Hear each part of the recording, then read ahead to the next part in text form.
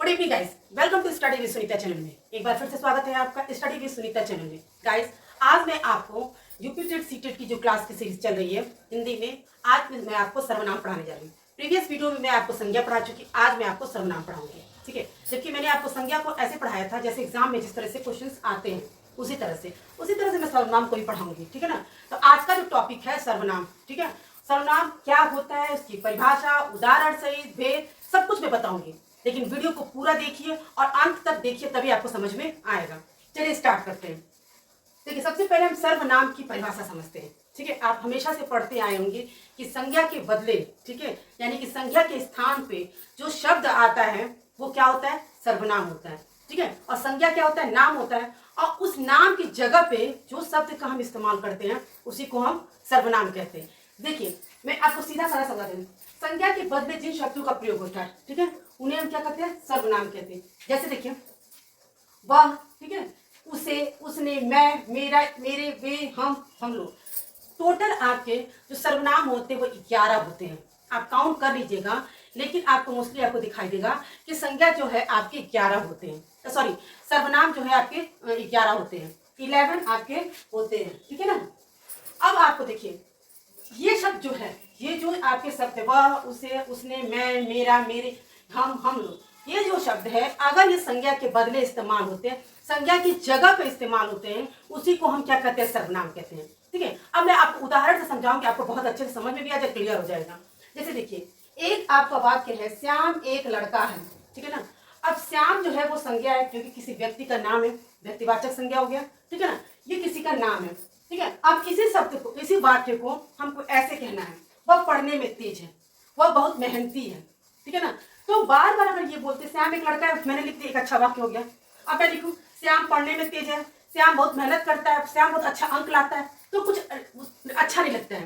ठीक है, तो जो संज्ञा के रिपीटेशन को दूर करने के लिए, यानी कि उसकी बार बार उस चीज को आने के लिए, उसको दूर करने के लिए हम सर्वनाम का प्रयोग करते हैं, और अच्छा लगने के लिए। जैसे देखिए, हम ये जब कह रहे हैं श्याम एक अच्छा लड़का है, वो पढ़ने में तेज है, वो बहुत मेहनती है, वो अच्छे अंक लाता है, तो ये अच्छा लग रहा है। बार बार हम श्याम को इस्तेमाल करना ये अच्छा नहीं लगता है, इसीलिए इस स्थान से संज्ञा की जगह को इस स्थान पे हम वह लिख देते हैं। ठीक है ना।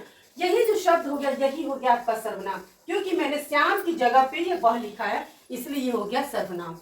ठीक है, इंग्लिश में यही बोला जाता है कि क्या है, नाउन के रेपुटेशन को दूर करने को, उसकी बार बार आने को दूर करने को हम प्रोनाउन कहते हैं। तो वही बात है कि आप क्या है, संज्ञा को बार बार उस शब्द को लाने के, उस वो शब्द बार बार जो शब्द हम ले आते हैं, जो शब्द लिखते हैं, वही होता है सर्वनाम।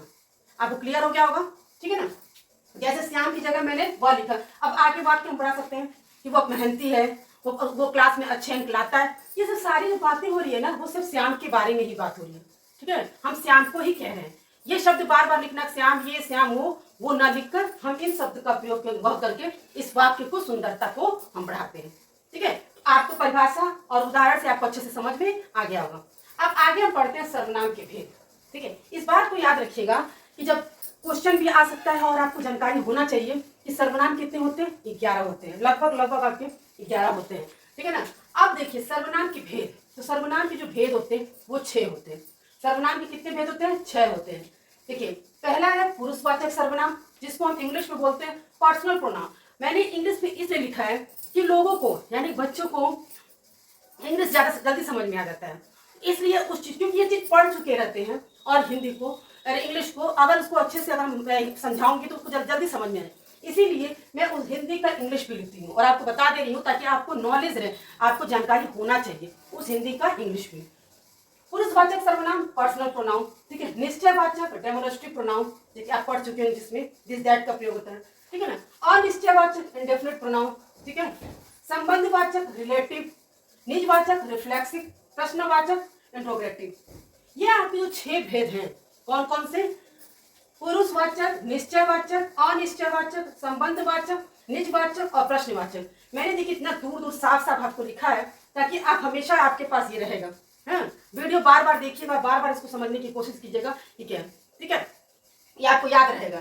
तो पुरुषवाचक सर्वनाम, निश्चयवाचक सर्वनाम, अनिश्चयवाचक, संबंधवाचक, निजवाचक और प्रश्नवाचक सर्वनाम, ये थे आपके सर्वनाम के भेद। आई थिंक आपको सर्वनाम की परिभाषा और सर्वनाम के भेद को समझ में आ गया होगा। और मैं एक एक आपको भेद को अच्छे से आपको क्लियर कर रही हूँ।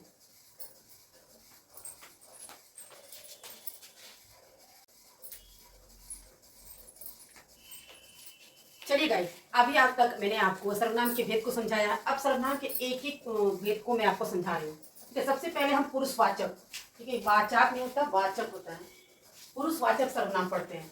देखिए, पुरुषवाचक सर्वनाम क्या होते हैं ये पढ़ना है आपको। जिस सर्वनाम से बोलने वाला, ठीक है, सुनने या जिसके बारे में बात की जाती है, यानी कि पर्सनल प्रोनाउन जिसको कहते हैं। आप बोल रहे हैं, आगे वाला जो सुन रहा है और जिसके बारे में बात की जा रही है, वो सब क्या होता है, आपके पुरुषवाचक सर्वनाम में आता है। ठीक है ना, बोलने वाले, सुनने वाले या जिसके बारे में आप बात कही जा रही है, वो आपके पुरुषवाचक सर्वनाम में आता है। जैसे देखिए, मैं, मैंने, हम लोग, वह, आप, आपको, उसका, उसकी आदि जो है, ये सब आपके पुरुषवाचक सर्वनाम में आता है। जैसे देखिए, मैंने कल आपको उसकी घड़ी दी थी। मैंने कल आपको उसकी घड़ी दी थी। इस वाक्य में आपको पुरुषवाचक में आपको बताना है कि क्या, कि कैसे पुरुषवाचक है। देखिए, मैंने है बोलने वाला, मैंने बोला, ठीक है, आपको, है ना, मैंने जो मैं बोल रही हूँ, आपको बोल रही, यानी कि सुनने वाला कोई और है। ठीक है, उसके बाद है उसकी घड़ी दी थी यानी कि किसी और की जो यहाँ पर नहीं है। ठीक है ना, थर्ड पर्सन है जो कोई यहाँ पे नहीं है, किसी जिसके बारे में बात की जा रही है, वो हो गया आपका उसकी। ठीक है ना, यही है पुरुषवाचक, यानी कि पुरुषवाचक सर्वनाम सीधा साधा जो हम बोलते हैं, इसमें बोलने वाला भी होगा, सुनने वाला भी, और जिसके बारे में बात की जाती है, वो होता है पुरुषवाचक सर्वनाम। अब पुरुषवाचक सर्वनाम के भी आपके 3 भेद होते हैं। ठीक है ना, कौन कौन सा? उत्तम पुरुष, ठीक है ना, मध्यम पुरुष और अन्य पुरुष। उत्तम पुरुष, मध्यम पुरुष और अन्य पुरुष। उत्तम पुरुष में क्या होता है, जो अपने लिए बात होती है। ठीक है, अपने की बात होती है, जहाँ पे, ठीक है, सिर्फ मैं, मैंने, हम, हमने, मेरा, मेरी, हमारा, हमारी आदि से जो होगा। ठीक है, मैंने खाना खाया, ठीक है, जहाँ पे अपने लिए बात, मैंने पढ़ा, मैंने लिखा, ठीक है, हम लोग बाजार गए, इस तरह का जहाँ बात होगा अपने लिए, वो क्या होगा आपका उत्तम पुरुष। मध्यम पुरुष आगे वाला, सामने वाला, ठीक है, ठीक, कोई किसकी भी जो आपकी बातें सुन रहा है, तुम खेल रहे हो, तुम खेल रहे हो, तुम पढ़ रहे हो, मतलब आप कह रहे हैं, आगे वाले सामने वाला बैठा है उससे आप कह रहे हैं, यानी कि वो आपकी जो बातें सुन रहा है।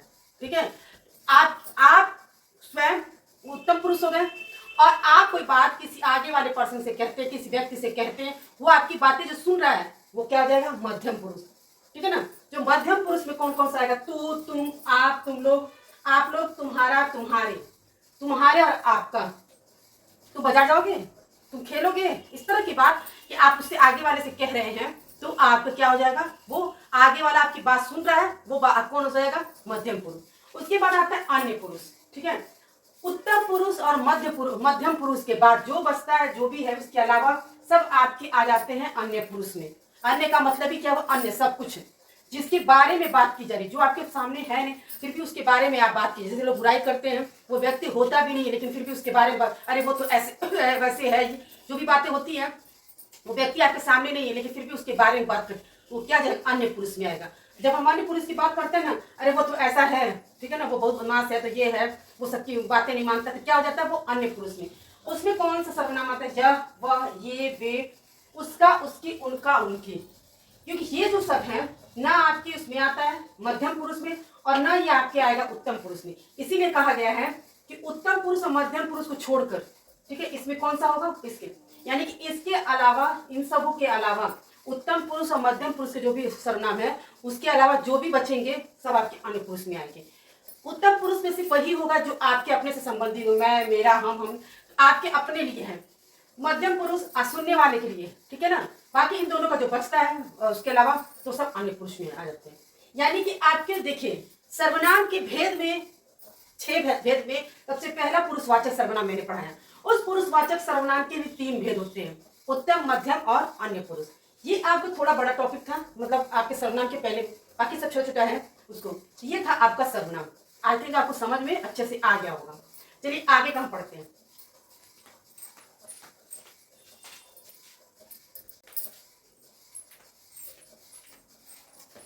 चलिए गाइस, अभी तक हम लोगों ने पढ़ा पुरुषवाचक सर्वनाम। अब हम लोग पढ़ते हैं निश्चयवाचक और अनिश्चयवाचक। पुरुषवाचक सर्वनाम में मैंने आपको उसके 3 भेद बताए, उत्तम, मध्यम और अन्य पुरुष। इसलिए थोड़ा सा वो उसके भेद पे, बाकी के किसी के भेद नहीं है, इसलिए वो थोड़ा एक अकेले टॉपिक आपको मैंने समझाया है। अब आपका आता है निश्चयवाचक सर्वनाम। निश्चय शब्द से ही आपको समझ में आ जाता होगा कि निश्चय की बात, यहाँ पे स्थिर की बात है, ठीक है ना। तो निश्चय सर्वनाम क्या होता है देखिए, और उसमें कौन कौन से सर्वनाम आते हैं। यह, वह, ये और वे निश्चय सर्वनाम है। कौन कौन सा, यह, वह, ये, ठीक है ना। ये सब क्या है आपके, केवल कौन कौन से, यह, वह और ये आपके जो है निश्चय वाचक सर्वनाम है। इनसे संज्ञा का निश्चित ज्ञान और दूरी निकटता का बोध होता है। यानी कि जब भी आप कोई वाक्य देखेंगे, उस वाक्य में आपको जो संज्ञा रहेगी उसकी दूरी का और उसकी स्थिरता का, मतलब उसकी निकटता का, उसकी दूरी का और आपके किस चीज के ज्ञान का बोध होगा, ठीक है। वही भाई जाहिर सी बात है, डेमोनेस्ट्रेटिव प्रोनाउन इसी को कहते हैं, उसमें आपको पता है कि क्या होता है, ठीक है ना। इसमें देखिए, आपको मैं इंग्लिश में नहीं बताना चाहिए, हिंदी का आपको इंग्लिश में कोई मतलब नहीं होता, लेकिन बच्चे इंग्लिश ज्यादा समझ में आ जाता है इसलिए, लेकिन ठीक है मैं नहीं बताऊंगी अब। लेकिन इस बात का देखिए, निश्चयवाचक सर्वनाम, निश्चय की बात, इसमें क्या कौन कौन सा, यह, वह और ये 3 शब्द हैं। यह, वह, ये संज्ञा का ज्ञान और उसकी दूरी और निकटता का बोध कराते हैं। वाक्य में ये जो शब्द हैं ये आपके संज्ञा का क्या दूरी है और उसकी निकटता का बोध कराते हैं। इसी को हम निश्चयवाचक सर्वनाम कहते हैं। हमको उदाहरण से समझ में आ जाएगा। यह पुस्तक है, ठीक है ना। पुस्तक क्या है, संज्ञा है, ठीक है ना। अब ये पुस्तक सिर्फ संज्ञा है तो क्या हो जाएगा, निश्चयवाचक। कैसे निश्चयवाचक होगा, क्योंकि ये जो है आपका निकटता का बोध करा रहा है, ठीक है ना। यह पुस्तक कहने से मतलब कि आपके पास है या आपके निकट है, ठीक है ना। यही आपका हो जाएगा निश्चित वाचक, क्योंकि आपका क्या है, दूरी और निकटता का बोध कराना, संज्ञा का दूरी, तो ये आपकी दूरी, ये निकटता का बोध करा रहा है। यह पुस्तक है यानी कि यह पुस्तक है, यह पुस्तक है इसका मतलब ये पास में है, ये आपके निकट का बोध करा रहा है। फिर उसी तरह से वे कल में हैं, वे कल में हैं यानी कि ये जो है आपकी दूरी का बोध कराता है। ये क्या है, निश्चयवाचक। ये कैसे हो गया, क्योंकि इस पे दूरी और निकटता 2 चीज का बोध कराते हैं। संज्ञा के ज्ञान का, कि ये वस्तु क्या है, ये संज्ञा है, और ये भी क्या है, संज्ञा है। इन संज्ञा का ये दूरी, ये निकटता है, यह कलम है, ठीक है ना। ये कलम है, हम बोलते हैं अरे ये कलम है, ये मार्कर है, ऐसे बोलते हैं, यानी कि मेरे पास है, मेरे हाथ में। और हम बोलेंगे वे मेज है, वे मेज है, यानी कि वे मेज है, यानी कि हमसे वो दूरी पे है। जो चीज दूरी पे है और जो आपके पास है वो सब आपके निश्चयवाचक सर्वनाम में आते हैं। और कौन कौन से शब्द इसमें सर्वनाम आएंगे, 3, यह, वह, ये, ठीक है ना। अब आता है अनिश्चय सर्वनाम। निश्चय का जस्ट उल्टा अनिश्चय, इसमें कोई स्थिरता, कोई ज्ञान नहीं है। इसमें सिर्फ 2 ही आता है, कुछ और कोई, ठीक है। 2 सर्वनाम आते हैं, कुछ और कोई। कोई का किसी से भी मतलब है, किसी से, तो आप वाक्य से समझ जाएंगे, कोई को किसी से भी कहते हैं, किसी का अर्थ आ गया। लेकिन इसमें से 2 सर्वनाम होते हैं, कौन कौन से, कुछ और कोई। अब वो कौन सा है देखिए इसमें, और इसमें ये भी बात है, व्यक्ति के, वस्तु और भाव का के अनिश्चय का बोध, व्यक्ति होंगे, उसके वस्तु के, उसके भाव का अनिश्चितता का बोध होता है, ठीक है ना। लेकिन शब्द होगा कुछ और कोई, मतलब 2 ही आपका होगा। जैसे उदाहरण देखिए, नदी में कोई तैर रहा है, यहाँ पे क्या हो रहा है, व्यक्ति, वस्तु, भाव, यानी कि जो अनिश्चितता है किसकी किसकी है, व्यक्ति की हो सकती है, वस्तु की हो सकती है, आपके भाव की भी हो सकती है। अनिश्चितता कहीं भी हो सकती है, क्यों, वे व्यक्ति की भी होगी, ठीक है ना, वस्तु की भी होगी और आपके भाव की भी। यहाँ क्या है, नदी में कोई तैर रहा है, तो कोई नदी में कोई तैर रहा हो, कोई व्यक्ति ही होगा। लेकिन आपको पता नहीं है कि नदी में व्यक्ति है कि जानवर है कि सामान है, आपको पता नहीं है। तो यहाँ पे जब पता नहीं तो आपकी अनिश्चितता है, इसीलिए यहाँ पे कोई है।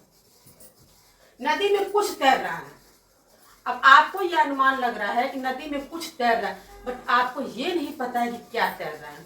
तो ये भी मैंने बताया, कुछ और कोई जो 2 ही है जो अनिश्चयवाचक सर्वनाम है, ठीक है ना।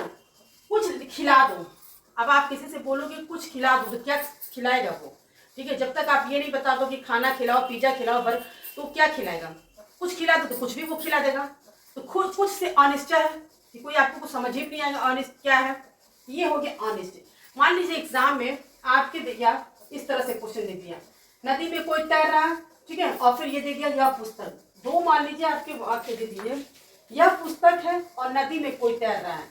अगर इनमें से कोई एग्जाम में पूछता है यह पुस्तक में आप ये बताइए कि कौन सा सर्वनाम है और कैसे है, तो आप क्या बताओगे? आपको तो आप बता सकते हो कि यह है आपका निश्चयवाचक। अगर ये पूछ कैसे है तो यह बता सकते पुस्तक जो है यह से क्या है निकटता कर रहा है, इस वजह से ये निश्चय हो गया।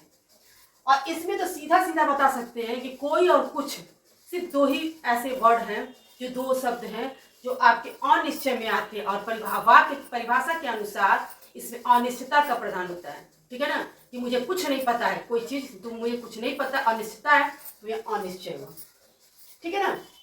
नदी में कोई तैर रहा है तो आपको ये थोड़ा पता है कि कौन तैर रहा है, कुछ है वहां पे ये भी नहीं पता है, जो अनिश्चय चीज है वहां पे हम क्या हो गए अनिश्चयवाचक। गाइस ये थे आपके पुरुषवाचक सर्वनाम, निश्चयवाचक और अनिश्चयवाचक सर्वनाम। अभी तक आप 3 पढ़ चुके, अब आगे मैं आपको पढ़ाती हूँ।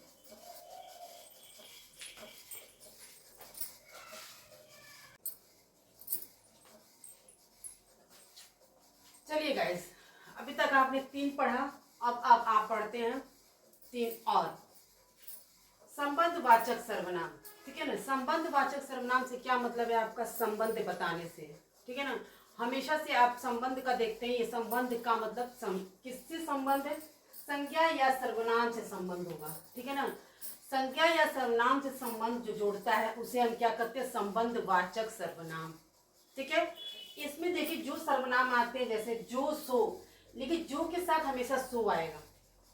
जो है कुछ ऐसे कि आप उसके साथ उसका आना जरूरी है, वो आएगा ही आएगा, क्योंकि इसके साथ इसका संबंध जुड़ा है, ठीक है ना। जो के साथ सो का संबंध जुड़ा है, जिसकी उसकी, ठीक है ना, जिसकी उसकी, फिर है जहां वहां, जैसा वैसा। ये जो है कि संबंधवाचक इसलिए हुआ कि दो शब्दों का, कि एक का संबंध दूसरे से इसका जुड़ा हुआ है, इसलिए वो शब्द उसके साथ आना ही आना। जो सो, जिसकी उसकी, जहां वहां, ठीक है ना, जैसा वैसा बोलते हैं ना, जैसे को तैसा, ठीक है, वैसा जैसे को क्यों बोलते, उसके साथ उसका संबंध जुड़ा रहता है। कुछ शब्द ऐसे कि इसके साथ ये शब्द आना है। उदाहरण से समझते हैं, जो सोता है वो खोता है, ठीक है। सोता कौन होगा? संज्ञा। और खोता क्या है? संज्ञा ही है, लेकिन इसका सोने का संबंध किससे है? खोता से है, यानी कि जो सोता है वो खोता है, इसका संबंध संज्ञा सर्वनाम से है। लेकिन जो संज्ञा सर्वनाम, ये देखिए जो सो एक साथ संबंध होगा, जिसकी उसकी, जहां वहां और जैसा और वैसा, ठीक है ना। तो ये आपको समझ में आ गया होगा। जो सोता है वह खोता है, जो सोता है सो वह, यहाँ पे होगा सो वह खोता है, ठीक है। जो सोता है सो वह खोता है, ठीक है। या फिर जो सोता है सो खोता है, वह खोता नहीं होगा तो जो सोता है सो खोता है, ये हो सकता है। जो सोता है सो खोता है, क्योंकि ये और इसका संबंध, जो सोता है सो खोता है, ठीक है। अब इसके बाद आता है निजवाचक सर्वनाम। तो निजवाचक सर्वनाम क्या होता है? अपने स्वयं की बात है, ठीक है ना। निज अपने स्वयं, स्वयं का बात है, जहां आप, तो एक आप अपने लिए की बात है, स्वयं की काम, अपना, इस तरह का जो शब्द होगा वो क्या होगा? जो सर्वनाम, ये निजवाचक में। जैसे मैं आप ही चला जाऊंगा, ठीक है। मैं अपने आप ही चला जाऊंगा, मैं अपने आप ही चला जाऊंगा। तो आप क्या है? ये हो जाएगा आपका क्या? निजवाचक सर्वनाम, क्योंकि मैं खुद की बात कर रही हूँ, मैं स्वयं चला जाऊंगा। जो काम आप स्वयं के लिए बात होते, सेल्फ, ठीक है ना, वहां निजवाचक।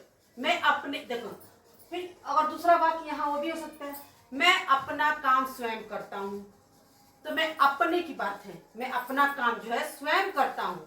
तो जहां आप खुद की बात करते, स्वयं की बात करते, वो निजवाचक। निजवाचक का मतलब ये होता है स्वयं, अपने आप के लिए।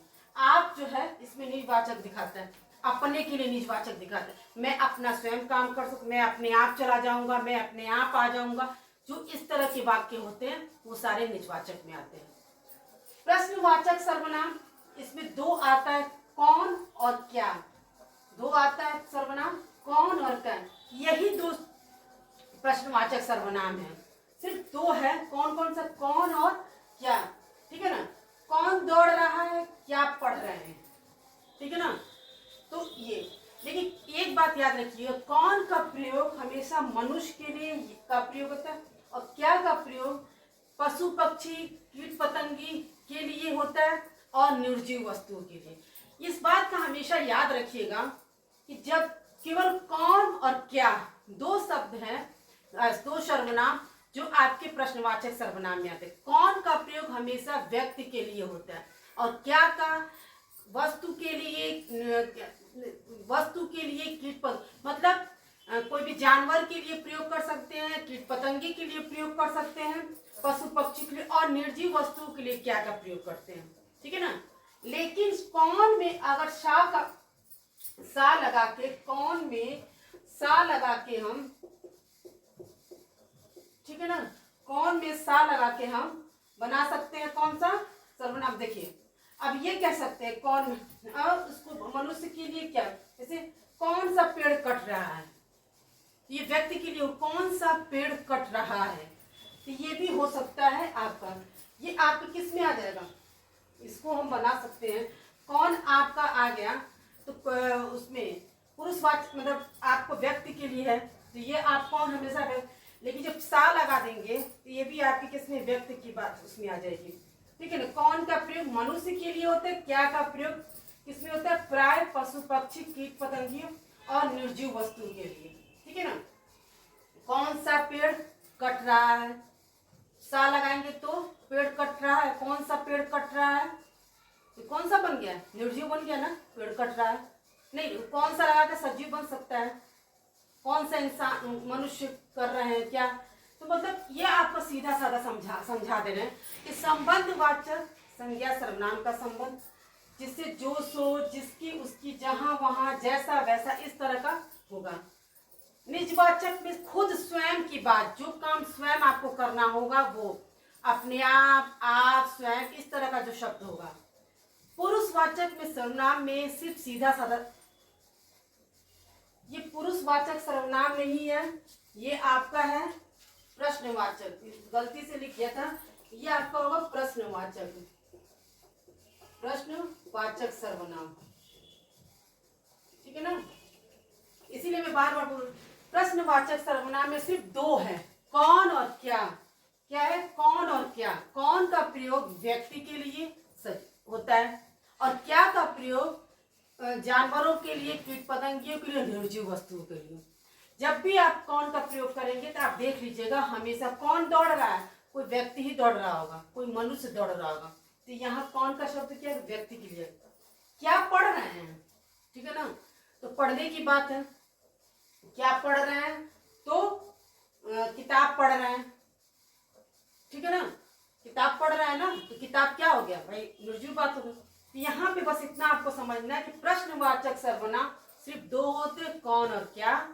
ठीक है ना, उस कौन क्या का, कौन का व्यक्ति के लिए, क्या का क्या है आपके पशु पक्षी कीट पतंगों के लिए। ये थे आपके गाइस सर्वनाम। ठीक है, मैंने आपके सर्वनाम को 6 भेद को मैंने बहुत अच्छे से उदाहरण सही समझाया है, आपको समझ में भी आ गया होगा। और एग्जाम में आपको जैसे भी जिस तरीके से भी क्वेश्चन पूछेगा आप कर लीजिएगा, हम जानते हैं कि आपको अच्छे से कर देंगे। तो वीडियो को पूरा देखिए और पूरे अच्छे से समझिए। ठीक है, आपको यहाँ से आपको हमेशा आपको 2-3 क्वेश्चन तो आपको मिल ही जाने, किसी भी तरह से घुमा फिरा कर पूछता आप बता दोगे। ठीक है, तो आप वीडियो को पूरा देखिए और समझिए। प्लीज मेरे चैनल को लाइक, सब्सक्राइब एंड शेयर कीजिए। मिलते हैं नेक्स्ट वीडियो में।